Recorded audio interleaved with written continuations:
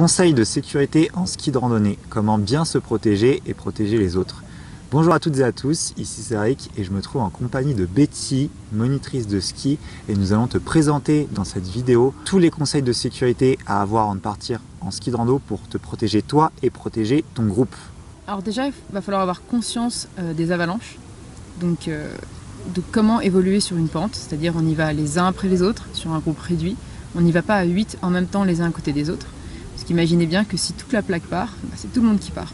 Alors que On si n'y vous va avez... pas à 8 ou on n'y va pas à 2, on y va chacun son tour. Chacun son tour, on attend. Et le but de faire du ski de rando, c'est vraiment de prendre son temps, de profiter de la montagne, de la découvrir d'une autre façon. Donc quand on part en rando, on n'est pas pressé et on prend son temps. Les uns après les autres pour garder une certaine distance de sécurité pour pouvoir secourir dans le besoin aussi vos amis, très important. Donc quand on parle de secourir vos amis, c'est là où il va falloir s'équiper de notre sac avec notre DVA, notre pelle, notre sonde. Les trois sont impératifs parce que votre pelle et votre sonde, elle ne va pas servir à vous sauver vous, elle va servir à sauver vos amis. Donc ce serait égoïste de partir juste avec son DVA et attendre qu'on vienne vous sauver. Et ça veut aussi dire que cet équipement, il faut savoir s'en servir. Donc pour votre propre sécurité, pour la sécurité du groupe, allez apprendre à utiliser ce matériel. Donc allez le matin, l'après-midi, le soir, quand vous avez du temps, avec des amis qui sont un peu avertis, qui savent l'utiliser, pour qu'on vous explique. Donc le mieux, c'est vous cacher un sac, vous mettez des bières, du saucisson dedans, cachez votre sac, quelqu'un le cache pour vous, et vous faites une vraie recherche d'avalanche avec votre DVA. Alors voilà, vous essayez de faire une situation un peu réelle, vous allez devoir sortir le sac avec le moins de temps possible. Sortir la bière et le saucisson. Exactement. Avec le moins de temps possible. Voilà. Il faut savoir qu'avec le DVA, la pelle et la sonde, l'idée c'est de sortir la victime en moins de 10 minutes. Après 10 minutes de non-oxygénation du cerveau, les dégâts sont irréversibles. Et voilà, c'est impératif d'être très rapide. Donc il faut être lucide, il faut être rapide. Donc n'allez pas faire votre première fois d'utilisation du matériel dans une vraie situation. La panique va prendre le dessus et il faut avoir quelques réflexes. Donc entraînez-vous, faites-le. Si vous savez bien le faire, faites-le au moins une fois par saison. Début de la saison. Si vous avez besoin d'entraînement, faites-le avec vos amis. Si vos amis ne sont pas disponibles, sachez que dans la plupart des grosses stations, il y a des DVA parcs, donc des endroits où des professionnels, des pisteurs, des moniteurs vont vous apprendre à utiliser ce matériel, encadré, voilà, avec un vrai exercice, chronométré, faire tout ça correctement. Et c'est ce que tu me disais tout à l'heure, donc c'est bien de le faire plusieurs fois. La première fois, ça peut être bien de tester le matériel à plat, et après de faire un test en simulation en recherche d'avalanche sur de la pente pour voir les conditions en temps réel. Sachez que même les moniteurs le font. En début de saison, on s'entraîne ensemble avec des guides pour reprendre la main, pour être sûr de ce qu'on sait. C'est bien de s'exercer, peu importe votre niveau. Et en effet, sur du plat, on peut marcher, c'est facile. Augmenter la difficulté en étant avec des skis. Si jamais vous êtes plutôt snowboard et vous utilisez des splitboards en rando, sachez que c'est pas pareil de se déplacer en snowboard dans une avalanche et d'aller chercher quelqu'un en snowboard.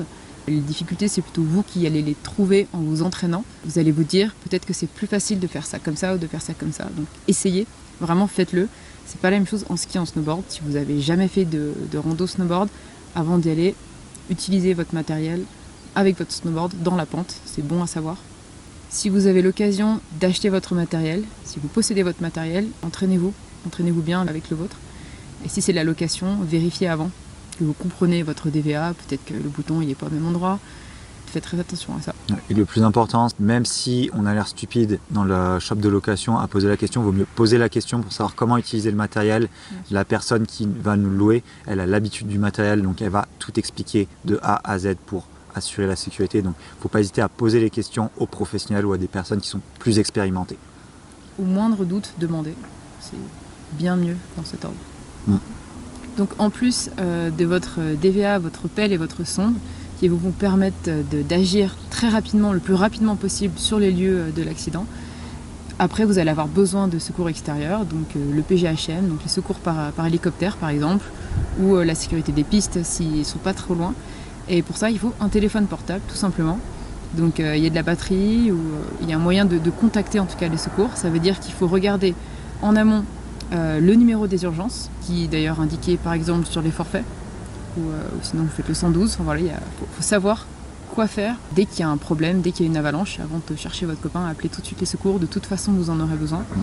Faites-le. Il faut aussi savoir que les ondes du téléphone interfèrent avec les ondes de votre DVA. Donc si votre DVA est ici, Votre téléphone, mettez-le dans votre poche, mettez-le dans votre sac. Ne le mettez pas dans votre poche, aussi une poche ventrale, parce que là, ça ne va pas fonctionner. Si jamais vous êtes sous la neige avec votre téléphone collé à votre DVA, vous risquez d'empêcher les ondes de circuler correctement. Ça, c'est bon à savoir. Ensuite, appelez les secours. Donc, appelez les secours. Il faut savoir où vous êtes, il faut savoir comment donner l'alerte. Donc, où vous êtes, qu'est-ce qui s'est passé, à quelle heure, depuis combien de temps. Donnez le plus d'informations les plus précises possibles pour que les secours puissent intervenir le plus efficacement possible. Donc, petit récapitulatif, bien charger son téléphone, prendre le numéro de la sécurité des pistes du PGHM et que tous les membres du groupe de ski de rando aient le numéro et ne pas mettre le téléphone et le DVA au même endroit pour pas que les ondes interfèrent entre le DVA et le téléphone. Savoir où on est. Et savoir où on est. Si vous changez de station, ce ne sera peut-être pas le même numéro à appeler en priorité. Donc si tu regardes cette vidéo, c'est très certainement que tu es intéressé par pratiquer le ski de rando.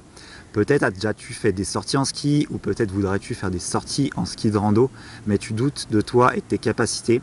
En tout cas, bravo, car tu as compris l'importance de préparer ta sortie en ski de rando afin que celle-ci soit un plaisir. Si tu souhaites te préparer pour avoir un meilleur cardio, augmenter ta condition physique et respiratoire et accroître ton niveau d'énergie, je t'invite à cliquer sur le lien qui va se trouver sous cette vidéo.